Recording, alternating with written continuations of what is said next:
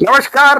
मैं किशोर तिवारी, एक किसान आंदोलन का कार्यकर्ता, एका शेतकरी चळवळीचा मी कार्यकर्ता आहे.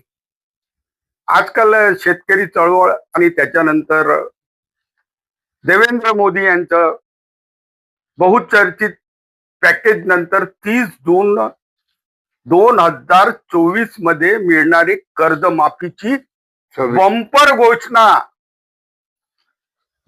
घोषणा मास्टर स्ट्रोक देवाभाऊचा आला. आता चर्चा होणे तर आवश्यक होती. चर्चेला गेलेल्या नेत्यांवर आता काही लोक ओरडत आहे, काही लोक टीकाही करत आहे. आज माझ्यासोबत अशी व्यक्ती आहे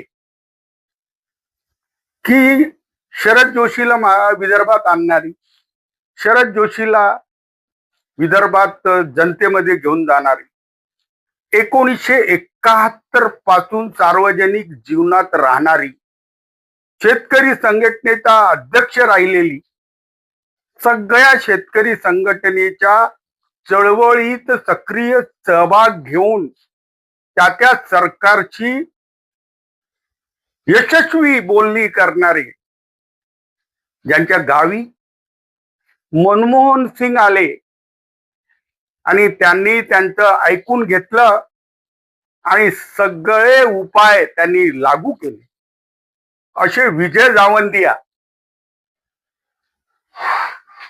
या चळवळीच्या वेळेस आणि हे आंदोलनाच्या वेळेस बच्चू कडू साहेबांनी त्यांना पुष्कळ बोलावलं, पण ते दूरच राहिले. बच्चू कडू साहेबांनी सर्व शेतकरी नेत्यांना एक आणलं, सर्व शेतकरी नेत्यांना जवळ केलं आणि शेतकरी संघटनेच्या आंदोलनानंतर शेतकऱ्याची एकजूट आणि आक्रोश दाखवला. त्याबद्दल विजय जावंदिया बच्चू कडूचे आभार मानत आहे. मात्र त्यांच्या काही व्यथा आहे आणि त्या व्यथा त्यांनी व्यक्त केल्यावर काही लोक म्हणत आहे की काही पदरात पाडून घेतल्यानंतर तुम्ही कशाला बोलता. तर मी आज विजय जावंदिया यांच्याशी चर्चा करायला आलो आहे. विजय जावंदिया हे भारतीय जनता पक्षाच्या युवा शाखेत त्यांच्या तारुण्यात नागपूरचा सगळा भाग बघायचे. अरुण अडसर, त्यावेळेचे भाऊसाहेब पुणकर, गोपीनाथ मुंडे यांच्यासोबत त्यांनी काम केलं. पण जेव्हा शेतकऱ्यांचं दुःख पाहिलं तेव्हा मागच्या 52 वर्षापासून ते शेतकरी चळवळीत काम करत आहेत. एक अर्थशास्त्रज्ञ, अभ्यासक आहे. नमस्कार. नमस्कार भाऊ. नमस्कार. थोडं जास्त बोलून गेलं माझ्याबद्दल. हे बघा, जेव्हा मी आहे ना शेतकरी चळवळीचे नेते बघतो आणि जेव्हा एक आदर्श बघतो तर तेव्हा तुमचा चेहरा आठवतो. प्रत्येक वर्षी पद्मश्री, मेघासे अवॉर्ड, पद्म विभूषण हे जेव्हा वाटतात तेव्हा मी यादी बघतो. विजूभाऊचं नाव आलं का, पण नसते. कारण विजूभाऊ जागतिक स्तरावरचे कृषी तज्ञ आहात. आता मला एक सांगा, आजची आकडेवारी सांगतो तुम्हाला. 82 लाख हेक्टर मध्ये नापिकी झाली व मेजर पीक जे गेलं आहे ते सोयाबीन आणि कापसाचं पूर्ण गेलं आहे. सोयाबीन तर काय झालं की ते पाऊस थांबलाच नाही, तर आलेलंही सडलं आणि झाडंही वाढली. कापसाची थोडा डिले झाला आहे, मात्र आहे. तसंच धानपट्ट्यातही सगळं तो धान निघून गेला. तर तुम्हाला काय वाटते की तात्काळ काय करायचं सरकार? तरी माझं सुरुवातीपासूनचं मत असं होतं की यावर्षी शेतकरी हा नुसता सुलतानी संकटामुळे त्रस्त नाही, तर तो आसमानी संकटामुळे त्रस्त आहे. आणि हे आसमानी संकट माझ्या या 50 वर्षाच्या कारकिर्दीमध्ये फार भयानक असं संकट आहे. मराठवाड्यात अतिवृष्टी खूप झाली, तिथे शेतात पाणी दिसलं. पण मला आता ज्या बातम्या येतात की मराठवाड्यात जास्त नुकसान झालं ते नदीच्या आजूबाजूच्या शेतांचं नुकसान झालेलं आहे. मराठवाड्यात काही भागात चांगलं पीक आहे अशाही रिपोर्ट येतात आहे. आमच्या विदर्भातही असं आहे, काही काही ठिकाणी एकरी 10 क्विंटल सोयाबीन आहे, तर 90% लोकांना एकरी 1 क्विंटल सुद्धा सोयाबीन नाही. कारण की शेती ही फार विचित्र असते. काही जमिनीमध्ये जास्त पाऊस सहन होतो, काही जमिनीमध्ये कमी पावसात चांगलं पीक येतं, अशा दोन्ही गोष्टी असतात. पण यावर्षी दुसरा संकट जे आहे ते सुलतानी आहे, की बाजारात भावच नाही. 3,000 रुपयाला सोयाबीन खपत नाहीये, 6-6,500 रुपयाला कापूस खपत नाहीये. खर्च प्रचंड वाढलेला आहे. तुम्ही जे 68 लाख वगैरे सांगता, माझं असं मत आहे की 1 कोटी एकरामध्ये सोयाबीन पेरलं जातं महाराष्ट्रात आणि 1 कोटी एकरामध्ये कापूस पेरला जातो. आणि कमीत कमी जर हिशोब लावला तर 20,000 रुपये ते 25,000 रुपये एकरी खर्च होतो या दोन्ही पिकांमध्ये. कापसामध्ये 5,000 रुपये जास्त होत असत. असा जर हिशोब लावला तर 30,000 कोटी रुपये सोयाबीनचे आणि 40,000 कोटी रुपये कापसाचे शेतकऱ्यांनी खर्च करून मातीत टाकलेले आहेत. आणि सरकारने जाहीर केलेली मदत इतकी तुटपुंजी आहे की मी त्याला दरिया में खसखस म्हणतो.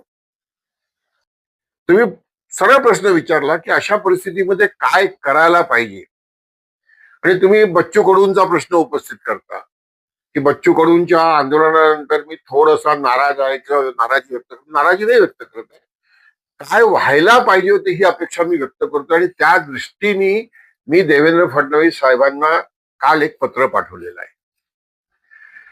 मी सुरुवातीपासून असं म्हणतोय की शेतकऱ्यांना जी काही मदत तुम्ही जाहीर करता ती मदत तुटपुंजीच असते, सगळी मदत दिल्या जाऊ शकत नाही. आणि सुरुवातीला यांनी जी 8,500 रुपयांनी 2 हेक्टर पर्यंतची मदत जाहीर केली त्यावेळेलाच मी असं म्हटलं होतं की 23 मध्ये शिंदे साहेबांनी आम्हाला 13,600 रुपये दिले हेक्टरी आणि 3 हेक्टरचे दिले होते. मग आता तर्कसंगती सांगा की तुम्ही 3 हेक्टरचे 2 हेक्टर का केलेत, आणि तर्कसंगती सांगा की 13,600 चे 8,500 रुपये का केलेत.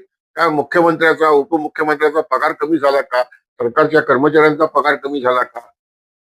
मी परवा अजून एका माझ्या इंटरव्ह्यू मध्ये म्हटलं विक्रमी मदत जाहीर केली आहे 30,000 कोटी रुपयाची. तर माझा तर्क मग असा आहे की तुम्ही 31,000 कोटी रुपये सांगता, तर मग आजचे जे मुख्यमंत्री उपमुख्यमंत्री आजचे आमदार खासदार यांना जो पगार आहे तो सुद्धा तो विक्रमी पगार आहे ना. इतका पगार तर याच्या आधीच्या मुख्यमंत्र्यांना आणि कोणालाच नव्हता. मग तुम्ही हे विक्रमी पगार घेणारे मुख्यमंत्री उपमुख्यमंत्री म्हणणार का. हो, रुपयाचं अवमूल्यन झालेलं आहे, खर्च वाढलेले आहेत, मग त्या दृष्टीने सुद्धा मदत जाहीर करावी लागेल ना. एक एक प्रश्न मी विचारतो. तुमचा प्रेस नोट बघत असतो. तुमचा या मोदी सरकार आणि देवेंद्र फडणवीस सरकार विरुद्ध आकस पुष्कळ दिसतो. आकसा माग त्यांचं धोरण चुकीचं आहे असं तुम्हाला बोलायचं. तुम्ही जर माझी प्रेस नोट मनमोहन सिंग सरकार असतानाच्या पाहिल्या तर त्या अशाच होत्या. आणि मनमोहन सिंग सरकार असताना जिथे जिथे बीजेपीचं सरकार आहे तिथे तिथे तिथल्या मुख्यमंत्र्यांच्या विरुद्धही माझ्या अशाच प्रेस नोट असायच्या. तुम्हाला सांगायला मला काही संकोच नाही. वर्धा जिल्ह्यातले बीजेपीचे कार्यकर्त्यांची इतकी इच्छा होती की मी वर्धा जिल्ह्यात बीजेपीचं काम करावं आणि बीजेपीचा लोकसभेचा उमेदवार व्हावा. त्यातले काही लोक नितीन गडकरींकडे सुद्धा गेले होते. पण मला अशी माहिती मिळाली होती की नितीन भाऊनी राहणार तो आपल्यासोबतच, तो आपल्या विरोधातच तो खूप बोलतो. आता मला तुम्ही सांगा, इथे हे कापसाला भाव मागायचे, सोयाबीनला भाव मागायचे, आणि मी प्रेस नोटच्या माध्यमातून जर हा प्रश्न विचारला की तुमचे मुख्यमंत्री हा भाव का देत नाही, काय चुकलो याच्यामध्ये. तुम्ही पाहिलं असेल मी सुरुवातीपासून असं म्हणतोय, मी या क्षेत्रात काम करायला आलो ते सुरुवातीपासून, की शेतीचा प्रश्न हा एका राज्याचा नाही, एका पिकाचा नाही, हा देशाच्या अर्थव्यवस्थेचा आहे आणि त्याच्याकरता राष्ट्रीय धोरण पाहिजे. हे माझं सुरुवातीपासूनची मांडणी होती. शरद जोशींना मी भेटायला गेलो त्यावेळेसच माझा संपर्क तमिळनाडूचे नेते नारायण स्वामी नायडू यांनी तमिळनाडू व्यवसाय दल संगम स्थापन केला त्यांच्याशी सुद्धा आला होता. पण मी शरद जोशींना प्राधान्य दिलं याच्याकरता की महाराष्ट्रात आपल्याला काम करायचं आहे. आणि एक IAS अधिकारी कांद्याच्या नाशवंत वस्तूला भाव मागतोय, तर म्हटलं वा, मग कापसाला आणि ज्वारीला तेव्हा आपल्याकडे सोयाबीन नव्हतं, भाव मागायला तर काहीच हरकत नाहीये. आणि IAS ऑफिसर मागतोय, फॉरेन सर्व्हिसेसला भाव मागतोय. मग देशाचे धोरण ठरवणारे जे सेक्रेटरीज आहेत ते सगळे IAS, ते एकदम धुडकावून लावू शकत नाही, आपल्याला धुडकावून देतील. आणि झालं असंच ना. 80 ते 90 माझ्या मते मंतरलेले दिवस होते. त्याच्या आधी मी कापूस एकाधिकार बद्दल सुद्धा प्रश्न विचारलेले आहेत किशोर भाऊ. डॉक्टर बोकरे माझ्यावर खूप प्रेम करायचे, पण विदर्भातले सहकारी नेते सगळे माझ्या विरोधात असायचे की मारवाडी आदमी हे, यांचा व्यापार गेला म्हणून हा कापूस एकाधिकार योजनेबद्दल प्रश्न विचारताय. एक विचारतो की तुम्ही प्रत्येक वेळी बोलता की पीक पद्धतीचं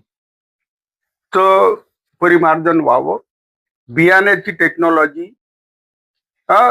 कोणतं बियाणं कुठं पेरावं याचं नियंत्रण व्हावं, याच्यावर तुम्ही एक मांडणी करता. नंतर लागवडीच्या खर्चावर अनुदानाची मागणी करता व MSP वर सरकारने घ्यावं आणि 100% घ्यावं आणि त्याच्यासाठी ती यंत्रणा ठेवावी याच्यावर बोलता. आणि तुमचं सगळ्यात महत्वाचं आहे की शेतीसाठी लागणारा पैसा या सरकारी बँका तटपुंजा देतात, तो नियमित द्यावा. आता जे पॅकेज दिलंय 30 जूनला, जी कर्जमाफी येणार आहे, त्या परिस्थितीत आज सरकारनं पतपुरवठा धोरण, आता तर रब्बीची जी पिकं आहेत ती आणि लागवडीच्या खर्चामध्ये अनुदान, या 3 गोष्टी त्यासाठी काय करावं. कारण ज्या दिवशी चर्चा झाली त्या दिवशी फक्त तारीख आली आणि ती तारीख आणल्याबद्दल तुम्ही बच्चू कडूचा आभारी मानलं, कारण त्यांनी इतकी मोठी शेतकरी शक्ती दाखवली.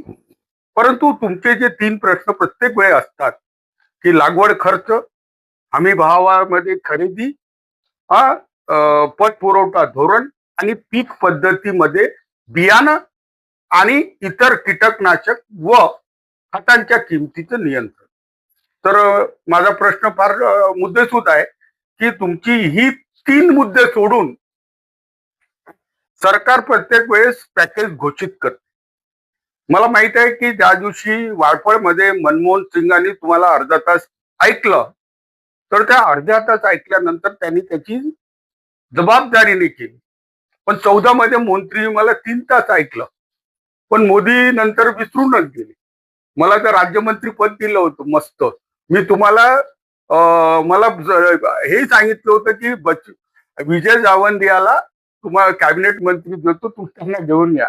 आणि केंद्रीय कृषी मंत्री आणि राज्याचे कृषी मंत्री आणि देवेंद्र फडणवीस नागपूरमध्ये कॉटन याच्यात आले असता मी तुम्हाला तो प्रस्ताव विचारला, तर तुम्ही म्हटलं की मी या जन्मात सत्तेचं पद घेणार नाही. आता माझा मूळ प्रश्न होता की कास्ट क्रेडिट आणि क्रॉप पॅटर्न याच्यावर तुमची मतं काय आजच्या परिस्थितीत. मी तुम्हाला तेच सांगत होतो. बघा, आत्ताच्या परिस्थितीमध्ये याच्यात बच्चू कडूंनी सुद्धा ती मागणी केलेली आहे की भाजपच्या जाहीरनाम्यात की 20% बोनस देऊन शेतमाल विकत घेऊ आहे जाहीरनामा.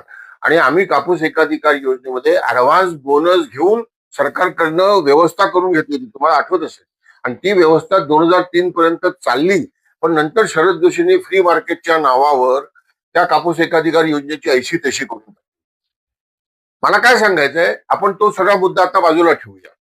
पण जरा विचार करा की ती व्यवस्था जर असती तर आज दिल्ली सरकारच्या MSP पेक्षा 20% जास्त बोनस देऊन जर कापसाची खरेदी असती तर 9,600 रुपये मिळाले असते ना शेतकऱ्यांना. म्हणजे आपण मागे गेलो आता. पण तुम्ही जो म्हणालात आता आपण बच्चू कडूच्या याच्यावर ठेवू. मी बच्चू कडूला स्वतःला असं म्हटलं होतं की कर्जमाफी बरोबर आहे, कर्जमाफीची मागणी करायलाच पाहिजे. कारण की शेतकरी आता कर्ज देऊ शकत नाही. जे मी मनमोहन सिंगांना म्हटलं होतं आयफेला 2006 मध्ये की एकदा आम्हाला कर्जमाफी पाहिजे, वारंवार नको, आम्हाला कर्ज परत करण्याची ताकद द्या, ती आम्हाला MSPतनं मिळेल. आणि ती MSP कशी काढायची तर मी ती 6व्या वेतन आयोगाचं उदाहरण देऊन मनमोहन सिंगांसमोर मांडलं होतं की जेव्हा केव्हा तुम्ही 6वं वेतन आयोग लागू कराल तेव्हा त्याची जी कमीत कमी मजुरी असेल त्या तुलनेत आमच्या गावाच्या भावा बहिणींची मजुरी वाढवा, तेवढी नका देऊ, पण ती हिशोबात घेऊन शेतीमालाचे भाव जाहीर करा, ती बाजारात मिळतील नाही, स्टेट इंटरव्हेन्शन पाहिजे. आज पुन्हा तीच महत्वाची गोष्ट आलेली, कारण आता 8वं वेतन आयोग जाहीर झालेला आहे. आता 8वं वेतन आयोग जेव्हा जाहीर होईल तेव्हा जर चपरासाला 1500 रुपये रोज मिळणार असेल कलेक्टरच्या दरवाजावर उभा राहणाऱ्या माणसाला, तर तुमच्या माझ्या शेतात काम करणाऱ्या माणसाला 1500 नको, पण 800 ते 1000 रुपये मिळायला पाहिजे की नाही मिळायला पाहिजे. मग ते 800-1000 रुपये देण्याकरता शेतीमालाचे भाव काय पाहिजे, किंवा शेतीमालाचे उत्पादन करण्याकरता सबसिडी काय पाहिजे, तुम्ही जे इनपुटच्या गोष्टी करता मग त्याला सबसिडी किती पाहिजे, याचा विचार आतापासून जर नाही केला तर जरा विचार करा की 2026 मध्ये 2026 मध्येच आठवं वेतन आयोग ड्यू आहे किंवा ते 27ला 28ला लागू होईल, तेव्हा ही गॅप किती वाढलेली असेल.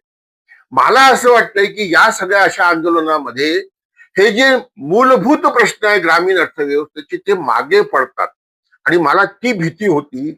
म्हणूनच मी बच्चू कडूंच्या या आंदोलनात सहभागी झालो नाही. कारण त्यांनी फक्त कर्जमाफी कर्जमाफी कर्जमाफी म्हणून प्रबोधन केलं, पण त्याची गरज होती. आणि त्याचं समर्थन मी याच्याकरता करतो की आमच्या संघटनेचा जेव्हा रसातळाला आम्ही गेलो त्याच्यानंतर पहिल्यांदा विदर्भातल्या शेतकऱ्यांचा असंतोष संघटित झाला, तो रस्त्यावर व्यक्त झाला, याचा मला आनंद आहे आणि याची आज फार गरज होती. कारण आता जे सरकार आहे ते मनमोहन सिंग सारखं सेन्सिटिव्ह नाही आहे. हे सरकार अत्यंत निर्धावलेलं आहे. निवडणूक जिंकण्याकरता जे जे करायचं ते सगळे मोदी अत्यंत कौशल्याने करतात. तुम्ही जर मला वेळ दिला तर मी तुम्हाला 4च गोष्टी सांगतो त्यांच्या. आत्ताच्या लाडकी बहीण योजना दिली, निवडणूक जिंकली. बिहारमध्ये 10,000 रुपये दिले महिलांना निवडणूक जिंकण्याकरता. दिल्लीच्या निवडणुकीच्या आधी 12 लाखांचा इन्कम टॅक्स झिरो करून टाकलाय. 1 कोटी लोकांकरता 1 लाख कोटी रुपये दिले आहेत बजेटमधनं. मला तुम्ही सांगा हो. आणि हे जे योग्य वेळी म्हणजे काय होतं, योग्य वेळ म्हणजे पुढच्या निवडणुकीच्या कर्जमाफी करू आम्ही. मला असं वाटतं की बच्चू कडूंनी ती कमीत कमी 30 जून 2026 आणली. आता 30 जून 2026ला जर यांनी नाही केली तर फडणवीसांना जे फसवणवीस म्हणतात तसं फसवणवीस होऊन जाईल ते. आता त्याचा फायदा इतर राजकीय पक्ष कसा घेतात या असंतोषाचा, हा खरा कळीचा मुद्दा आहे किशोर भाऊ. तुमच्या माझ्याजवळ राजकीय ताकद नाही, पण आता इथे शरद पवार, उद्धव ठाकरे, राज ठाकरे, डावे उजवे पक्ष हे जे बीजेपीला विरोध करणारे आहेत हे खरंच ग्रामीण भागात जाऊन ग्रामीण भागातला या असंतोषाचा योग्य प्रकारे संघटित करण्याचं काम करून बीजेपीला आव्हान उभं करतात की नाही करत, हा खरा कळीचा मुद्दा आहे. ते ज्या ठिकाणी नापिकी झाली त्या ठिकाणी 40% अचूक झालं आणि एकूण 50% झालं, कारण पश्चिम विदर्भात ते जास्त झालं. आता कसं झालं की विदर्भ, मराठवाडा, खानदेश आणि उत्तर महाराष्ट्र या भागातही कृषी संकट तसंच फैलावलं आहे. आणि जेव्हा कृषी संकट म्हणतो त्याला ग्रामीण अर्थव्यवस्थेचं संकट म्हणणं टाळतो, परंतु ग्रामीण अर्थव्यवस्थेत त्याचा दुष्परिणाम झाला आहे. आणि काय झालं की 60% रक्कम बँकांकडे तशीच आहे. आणि जेव्हा 30 जूनची तारीख दिली त्याच दिवशी SLBCने आपल्या बँकांना कळवलं की रबीचं कर्ज देऊ नका, कारण हे कर्ज माफ करायचं. तर राज्य सरकारने काल म्हटलं महसूल मंत्र्यांनी की वसुली करू नका. महसूल मंत्री हे RBIच्या अंडर काम करत नाही. आणि यांनी सनदी अधिकाऱ्याची जी कमिटी नियुक्त केली त्यामध्ये राज्य सरकारला हुजरे असलेले सगळे सनदी अधिकारी आहे आणि महाराष्ट्र बँकेचा प्रतिनिधी आहे जी SLB बँकेची चेअरमन आहे. तर अशा परिस्थितीमध्ये जर तर म्हणजे काय, देवेंद्र फडणवीस यांची कर्जमाफीचे लाभार्थी येणार नाही, उद्धव ठाकरे यांच्या कर्जमाफीची लाभार्थी येणार नाही, गरजू लाभार्थी येतील. गरजू म्हणजे ते सनदी अधिकारी ठरवतील, ते अडचणीतले येतील, हे अजित पवार आणि बावनकुळे यांनी म्हटलं. मात्र रब्बीमध्ये यावर्षी सोयाबीन गेलेले सगळे शेतकरी हरभरा लागणार आहे. हरभरा लावणार आहे आणि अजून रब्बीची काही पिकं आहे ती लागणार आहे. ते म्हणतात की आम्हाला बियाणं पाहिजे आणि याच्यासाठी कर्ज पाहिजे. तर तुमची जर पिन पॉइंटेड मागणी असेल की देवेंद्र फडणवीस हा विदर्भाचा आहे आणि तुमच्यापासूनच धडे घेऊन तो शेतकरी आंदोलन करायचा आणि तुमचेच मुद्दे तो मांडायचा, तर त्याला शेतकऱ्याच्या समस्येची जाणीव आहे. आणि पोरगा तुमचा मित्र गंगाधरराव फडणवीस यांचा मुलगा आहे, तर तुम्ही त्याला काय म्हणणार? नाही, तुम्ही फार छान प्रश्न विचारलेला आहे आणि मी म्हणूनच काल देवेंद्र फडणवीसांना पत्र पाठवलं. तुम्ही एवढं कॉम्प्लिकेटेड करण्याची गरज नाही की हरभरा पेरायला, याला पेरायला, त्याला पेरायला, बावनकुळे असं ती समिती असं करणार आहे. तुम्हाला माहिती आहे की देवेंद्र फडणवीसांनी, मुख्यमंत्र्यांनी प्रेस कॉन्फरन्स घेऊन हे सांगितलेलं आहे की ओला दुष्काळ असं काही नसतो, पण दुष्काळी परिस्थिती आहे, दुष्काळी सदृश्य परिस्थिती आहे आणि आम्ही मंत्रिमंडळात निर्णय घेतलेला आहे की दुष्काळ आहे आणि दुष्काळाचे जे काही अटी शर्ती आहेत त्या सगळ्या आम्ही लागू करणार आहोत. तिथे मग वायदा वसुलीपासून तर मुलांच्या फीस देण्यापर्यंत, कर्ज वसुली थांबवण्यापर्यंत, धान्य वाटपापर्यंत सगळं त्यांनी जाहीर केलेलं आहे. आणि एक महत्वाचं आरबीआयचं कर्जाचं पुनर्वटन करून नवीन देते. मी ते सांगतो तुम्हाला. म्हणून मी काल जे पत्र पाठवलंय ते इथेच फोकस केलेलं आहे की तुम्ही 30 जून 2026 तारीख दिली, चांगली गोष्ट आहे, आम्ही आनंद करतो की 30 जून 2026 ला तुम्ही आमचं देणार आहात, पण तुम्ही दुष्काळ जाहीर केलेला आहे, कर्ज वसुली थांबवलेली आहे. मग दुष्काळाच्या नॉर्म मध्ये जेव्हा कर्ज वसुली थांबते तेव्हा जुन्या कर्जाचं पुनर्वसन होतं, त्याचे 3 हप्ते पडतात आणि नवीन कर्ज ताबडतोब दिलं जातं आणि पुढच्या पिकातनं नवीन कर्ज आणि जुन्या कर्जाचा 1 हप्ता वसूल करणं अशी ती व्यवस्था असते. मग तुम्ही आता बँकांना हे का सांगत नाही की या शेतकऱ्यांचं जुन्या कर्जाचे हप्ते पाडा, पुनर्वसन करा, रिस्ट्रक्चरिंग करा आणि यांना ताबडतोब नवीन कर्ज वाटप करा, त्याच्यामुळे त्या शेतकऱ्यांना ऑक्सिजन मिळेल. मी तुम्हाला उदाहरण देऊन सांगतो. माझ्यावर 2 लाखाचं कर्ज आहे बँकेचं. मी बँकेचं कर्ज परत केलं नाही, मी डिफॉल्टर झालो. यावर्षी मी माझी शेती सावकाराकडनं पैसे आणून, कृषी सेवा केंद्राकडनं उधारीत आणून उभी केली आणि ती निसर्गाने दडपून. आता माझ्यावर बँकेचंही कर्ज आहे, कृषी सेवा केंद्राला पैसे द्यायचे, सावकाराला द्यायचे, सगळं उद्ध्वस्त झालं. मला कुटुंब चालवायचं आहे, कसं करणार मी आता? आणि तुम्ही जी मदत जाहीर केली आहे ती तुटपुंजी आहे. 10,000 रुपये तुम्ही म्हणता रबीला किती शेतकऱ्यांना देणार आहात, कसं ठरवणार आहात? 8,500 रुपयात काय होणार आहे हेक्टरीमध्ये? पण असं जर झालं की तुम्ही बँकांना आदेश दिले दुष्काळाच्या ह्याच्यावर, त्यांनी मला जर 2 लाखाचं कर्ज पुन्हा दिलं तर मी उभा राहू शकतो, मला प्राणवायू मिळू शकतो, माझे सगळे व्यवहार चालतात, माझी रब्बी सुद्धा होईल. आणि 30 जून 2026 ला तुम्ही माझं जुनं कर्ज 2 लाखाचं भरणारच आहात. नाही, एक मला सांगा, एक मिनिट ऐकून घ्या. म्हणजे माझ्यावर काय राहील 30 जून 2026 मध्ये? फक्त नवीन कर्ज 2 लाखाचं याचा बोजा राहील. आणि तुम्ही जी परदेशी समिती तयार केलेली आहे, ती समिती तर याच्याकरताच तयार केली आहे ना की त्या शेतकऱ्याला कर्जमुक्त कसं करायचं. तर मग या 2 लाखाच्या ह्याच्यातनं आम्ही कर्जमुक्त कसं व्हायचं ते परदेशी सांगतील ना आम्हाला. म्हणजे तुमचा पूर्ण उद्देश सफल होईल. देवेंद्र भाऊ, तुम्हाला खरं शेतकरी आशीर्वाद देईल, त्या शेतकऱ्याला प्राणवायू देऊ, याचा पुण्य मिळेल. आणि आज तुम्हाला महाराष्ट्राच्या बजेटमधनं 1 पैसाही द्यायची गरज नाही. बँकिंग सिस्टीम ज्याप्रमाणे अंबानी अडाणींवर कर्ज असताना पुन्हा कर्ज देतं, तसं बँकिंग सिस्टीमला सांगा की शेतकऱ्यांच्या अंगावर कर्ज आहे, तुम्ही त्यांना पुन्हा कर्ज द्या, त्यांच्या जुन्या कर्जाची हमी घेतो. 30 जून 2026 ला आम्ही ते तुम्हाला भरू, सगळ्यांचं वेल होईल. तुम्ही कशाला त्यांना उगाच आत्महत्या करण्याकरता प्रवृत्त करता? देवा भाऊ, इतकं फक्त करण्याकरता तुम्हाला मोदी साहेबांजवळ आणि शहा साहेबांजवळ जावं लागेल आणि रिझर्व्ह बँकेला ते आदेश द्यायला लावे लागतील. मला असं वाटतं याच्यावर जर देवा भाऊ चाय पे चर्चा करण्याकरता वायफळला येत असतील तर तुम्ही पण या, आपण बसून चर्चा करूया. अध्यक्ष होतो तर मी देवेंद्रला म्हटलं की विजय जावंदिया आणि साईनाथ हे तुम्हाला भेटू इच्छितात हे म्हटलं. हा, तर ते म्हणाले की ते मोदींना शिवाय देतात, मी त्यांना कधीच भेटणार. मग उद्धव ठाकरे यांना भेटायला बोललो तर तुम्हाला कमरेचा त्रास होता, मी साईनाथला घेऊन गेलो. उद्धव ठाकरे त्या सरकारमध्ये पार्टनर होते. पण आता मी बघतो की विरोधी पक्ष जे आहे ते 50,000 हेक्टर मागतात. जेव्हा भाजप विरोधी पक्ष असतो तेव्हाही 50,000 मागतात. आणि मला एक सांगा, काल एक मोठा मोर्चा निघाला, त्या मोर्चात बदळा वगैरे म्हटलं, बदळा वगैरे, त्यांची मागणी होती ते 2 वेळा मतदान करतात त्यांची.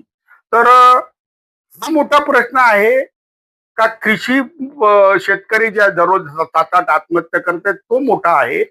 आणि हे आता बच्चू कडू बाहेर निघून म्हणतात की मजाची दगाफटका केला तर गाडून टाकू. ते मारणारे, गाडून टाकायची भाषा करणारे लोक म्हणतात की सरकारची मिळूनच आहेत. तर तुम्हाला काय वाटते की? नाही, मला काय वाटतं बघा, मी तुम्हाला स्पष्ट, मी ज्या पद्धतीने कामं केली गेल्या 50 वर्षापासून, तर मी 50 नाही 54 झाले आता. 54 वर्षापासून सुद्धा तर मी एकच पाहिजे की शेतकऱ्यांना हिंसक होण्याचं काही कारण नाही. शेतकऱ्यांची शक्ती एवढी मोठी आहे की त्यांनी ती जर शक्ती दाखवली तर कुठल्याही सरकारला दबावं लागेल. आम्ही शेतकरी संघटनेमध्ये नेहमी मी असं म्हणायचो की आम्ही 1% लोकांनी रस्त्यावर आणलं नाही तरी ते एवढे घाबरायचे. खरंच प्रामाणिकपणे 1% लोक जर रस्त्यावर आले ना तर कोणतंही सरकार त्यांना दाबू शकत नाही. मला असं वाटतंय की अशी हिंसक भाषा नुसतं वातावरण गरम करण्याकरता वापरायची हे काही योग्य नाही. काल अजित पवारांबद्दल मला बोलायला एका मीडियाने सांगितलं, तुम्हाला सांगतो मी. माझं सगळं ऐकल्यानंतर तो मला काय म्हणतो मीडियावाला, जावंदे तुम्ही गरम कधीच होत नाही. अरे म्हटलं तर याच्यापेक्षा गरम काय व्हावं की अजित पवार हे सत्तेच्या मगरुरीत बोलतात आहेत. अजित पवार जेव्हा असं म्हणतात की यांना भीक किती दिवस वाटत राहायची, किती दिवस यांची कर्जमाफी करत राहायची, तर अजित पवारांनी एक गोष्ट करावी ना, ऊस उत्पादकांना असणारी जी काही सबसिडी आहे महाराष्ट्राच्या तिजोरीतनं आणि दिल्लीच्या तिजोरीतनं ती सबसिडी सगळी काढून टाका. आम्ही विदर्भाचा शेतकरी, कोरडवाहू शेतकरी निसर्गाशी भांडतो, बाजाराशी भांडतो, स्पर्धा करून दाखवतो ना आम्ही. त्यांची करा असं म्हणत नाहीये, पण आमची थट्टा करू नका. नाही, मला एक सांगा, आंदोलकांनी एक मागणी केली होती की नियमित असणाऱ्या शेतकऱ्यांनाच कर्जमाफी करा.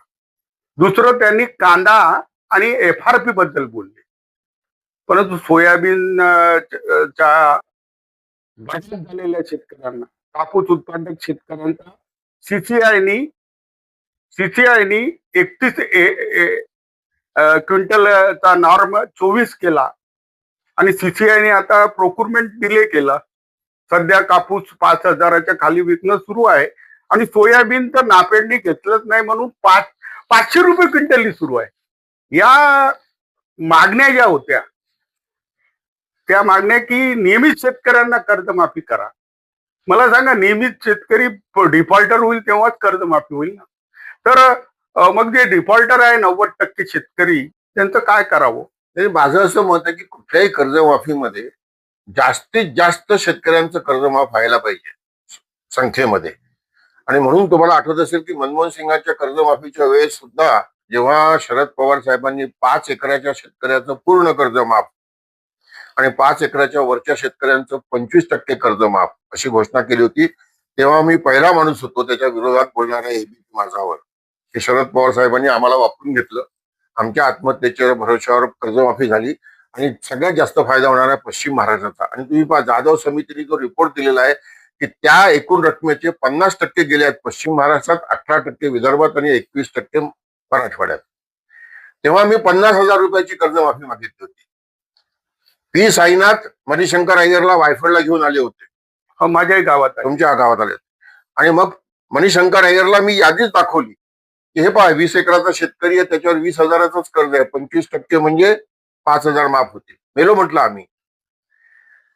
त्याच्यानंतर 50,000 झालं नाही, कारण पवार आणि चिदंबरम ऐकले नाही, त्यांनी 20,000 केलं. पण ते 20,000 झाल्यामुळे सुद्धा 80% 85% शेतकरीचे सातबारा कोरा झाला होता.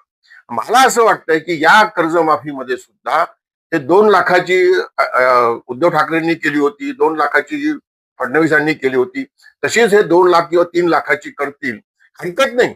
पण ती अशी करायला पाहिजे की 80% शेतकऱ्यांना त्याचा फायदा व्हायला पाहिजे, तर त्याला काही उपयोग आहे असं माझं मत आहे. आणि म्हणून मला काय वाटतंय की मी पुन्हा तुम्हाला सांगतो, कर्जमाफी हे उत्तर नाही आहे हो प्रश्नाचं. कर्ज परत करण्याची ताकद कशी येईल हे सगळ्यात महत्वाचा उद्देश आहे.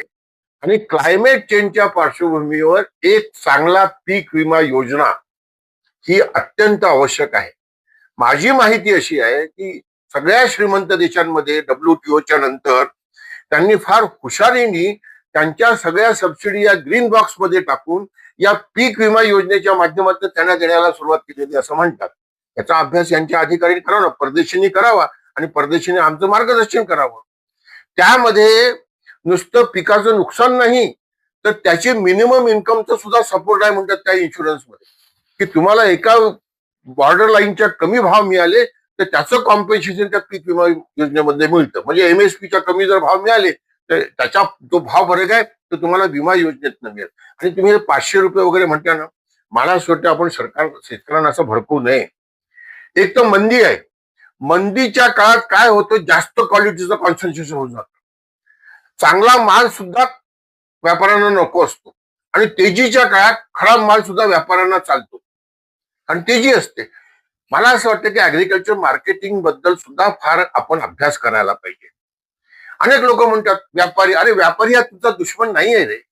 व्यापारी नफा कमवण्याकरता, मला मान्य आहे, मी मारवाडी आहे, मला अनेक लोक म्हणतात कधी कधी की तुम्ही व्यापाऱ्यांची बाजू नाही.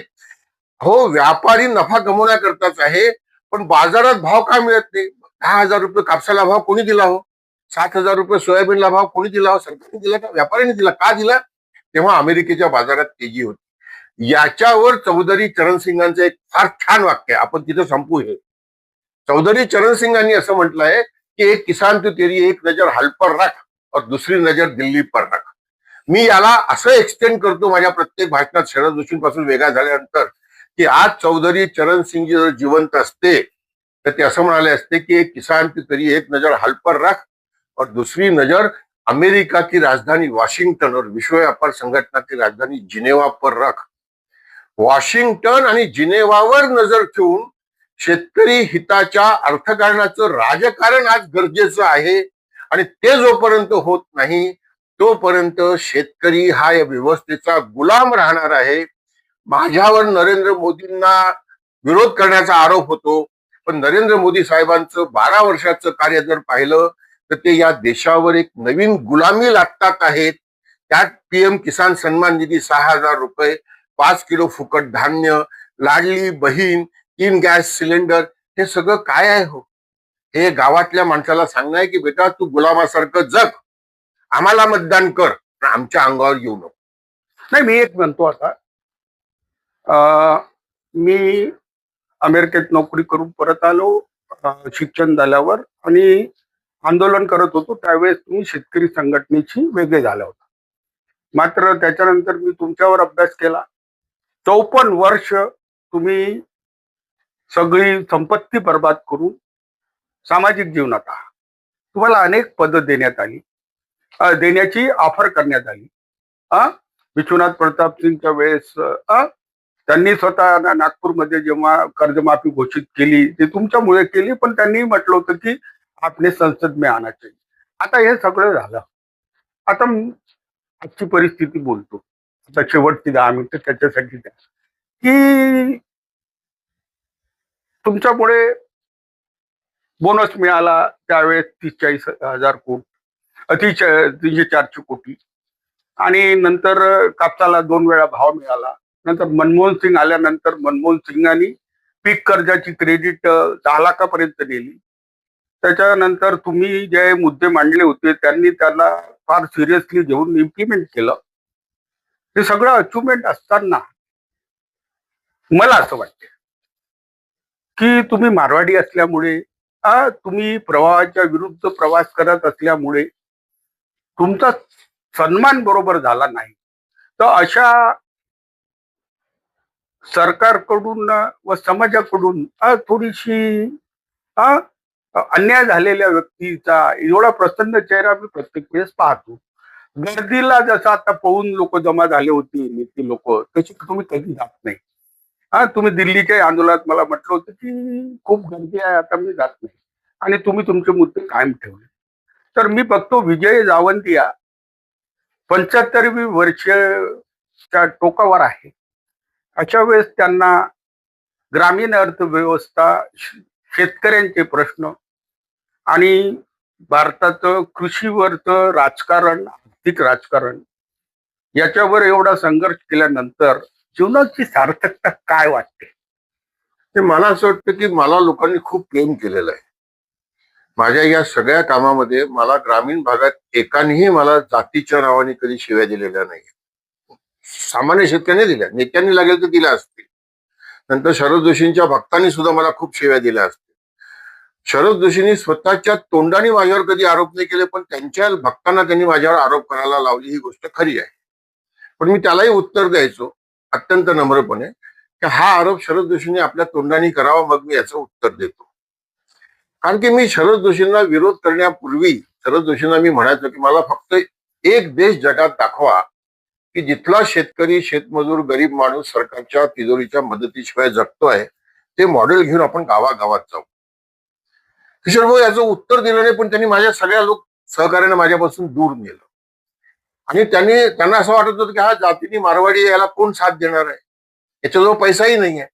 पण मी अत्यंत नम्रपणे सांगतो की नागपूरच्या सगळ्या बुद्धिजीवी लोकांनी, सगळ्या पत्रकारांनी, सगळ्या चांगल्या लोकांनी मला नेहमी पाठिंबा दिलेला आहे, जरी ते माझ्या जवळ आलेले नसते तरी. आणि त्याचंच त्यांना दुःख होतं. एनिवे, आपण त्याच्यावर बोलणार नाही. पण तुम्ही जे म्हणता ना, आनंद काय आहे, मी तुम्हाला सांगू. आता परवा मी गुजरातमध्ये गेलो होतो, मोदींच्या गुजरातमध्ये, आणि तिथे खेडूत समाजाचं एक संमेलन होतं. त्या संमेलनात मी मोदींवर डायरेक्ट अटॅक केला.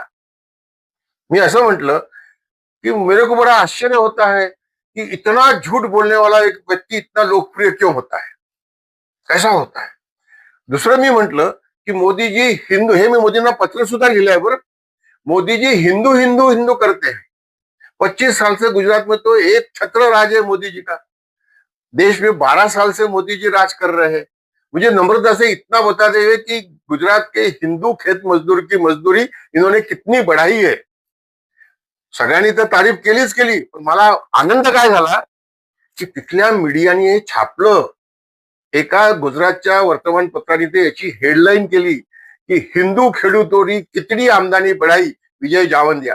मला असं वाटतं की या छिलट्याला जर एवढं महत्व मिळत असेल आणि आपण एवढं खरं बोलतो आहोत हे जर लोकांना कळत असेल, तर याच्यापेक्षा आयुष्यात दुसरं यश काय आहे हो भाऊ. होईल नाही होईल दुसरी गोष्ट आहे. मी नेहमी म्हणतो की सत्तेपुढे शहाणपण चालत नाही. पण मला असं वाटतंय याच्यासारखं समाधान नाही. आणि माझ्या मनामध्ये हा विश्वास आहे की 8 तास श्रम करून जगणाऱ्या माणसाला त्याच्या घामाचं दाम जोपर्यंत व्यवस्थित मिळत नाही, तोपर्यंत बाबासाहेब आंबेडकरांची जी घटना आहे, की जी घटना माणसाला माणसासारखा जगण्याचा अधिकार देणारी राजकीय, आर्थिक, सामाजिक व्यवस्था निर्माण करणं हे सांगते, ते होऊ शकत नाही. त्या दिशेने माझ्या शेवटच्या श्वासापर्यंत मी काम करत राहणार आहे भाऊ. तुमच्या आशीर्वादाची गरज आहे. विपरीत परिस्थितीत तुम्ही काम करता. विजय जावंदिया यांना आपण ऐकलं.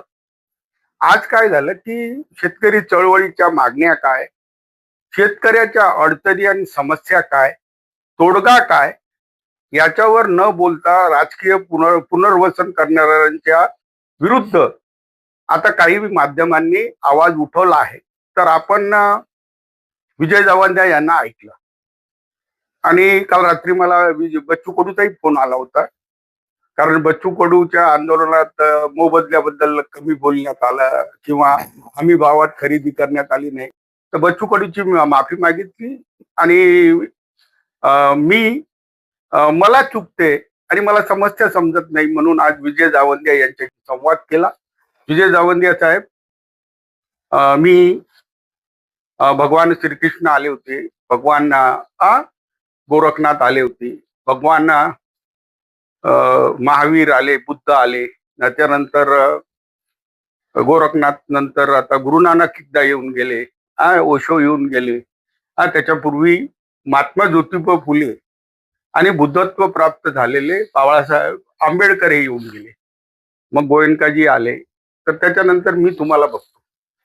तर मी तुम्हाला बघतो आणि या कृषी समस्येवर राजकीय लोकांची इच्छाशक्ती का नाही. आता तुम्ही शरद पवारांविरुद्ध खूप बोलले, पण शरद पवारांनी त्यांच्या लोकांसाठी खूप काही केलं.